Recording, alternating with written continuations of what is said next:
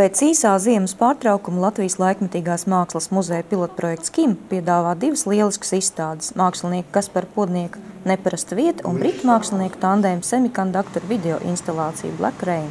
Kaspara Podnieka izstādē apskatāmās fotogrāfijas un video rāda mākslinieku levitējumu. Turklāt zemes pievilkšanas spēku viņam ir izdevies pārvarēt nevis pateicoties mūsdienu digitālo tehnoloģiju piedāvātajām iespējām, bet gan ar sarežģītu konstrukciju palīdzību. Kaspars ir mans students jau daudzus gadus. Man vismazāk gribētos, ka tas viss aiziet tā kā fotogrāfijas.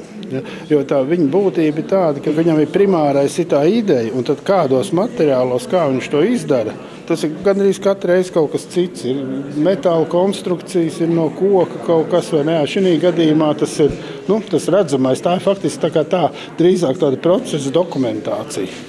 Es faktiski tikko atnācu, un šī ir pirmā, ko es redzu šovakar, to otro es neesmu ieraudzījis, bet šī ir ļoti interesanti.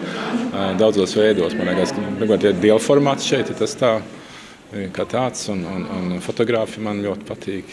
Un arī tas, ko mākslinieks veidojas, ka viņš ar savu tēlu parādās dažādās tajās vidēs tur, un ļoti pārsteidžot tās mazās bildītes, tur es stāvu un skatos, un tas īsti nesapratu, es redzu pareizi, jo tur priekš vien gova aizstaigāja garām.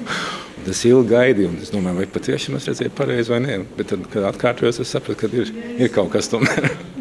Gribējās tādu vienkāršu fotogrāfiju nobildēt. Tās pamatā ir drustos bildētas, un tie foni vienkārši darba procesā radās. Jo viens, kad tu esi uz zemes skaties, tad ir savādāk, ka pacelies 8 metrus kaut kur augstāk, tad mazliet viss savādāk izskatās. Un tas process diezgan bīstams.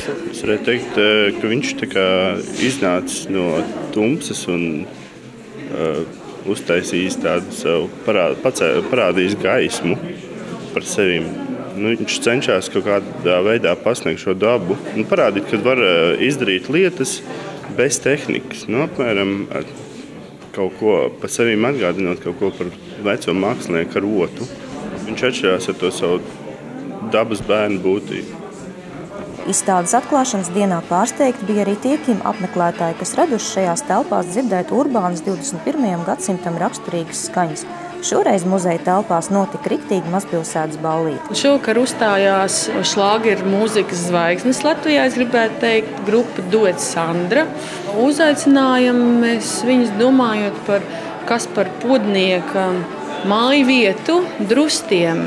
Tas, ko mēs šodien KIMā redzam, ir tāds neliels fragments no pasākuma Drustos. Gan Kaspara Podnieka izstāde Neparasta vieta, gan tandēma semikonduktoru video instalācija Black Rain apskatām apmeklētājiem līdz 7. februārim.